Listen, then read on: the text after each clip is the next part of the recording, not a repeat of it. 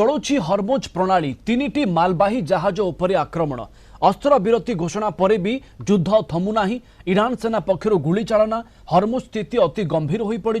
Trump अस्त्र विरति समय सीमा बढ़ाइबा घोषणा करिबार मात्र किछि घंटा परे तीनिटी वाणिज्यिक मालबाही जहाज उपरे आक्रमण करिछि आईआरजीसी।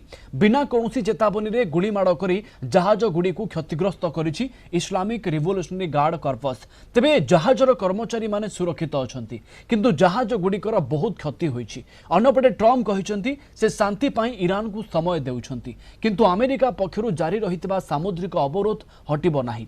पाकिस्तान ने हेबाकु थिबा द्वितीय पर्याय शांति आलोचना एबे स्थगित रहिछि। अमेरिकार उपराष्ट्रपति जेडी भांस ए आलोचना रे जोग देबार थिला किंतु वर्तमान स्थिति देखि से यात्रा बातिल करिसंती।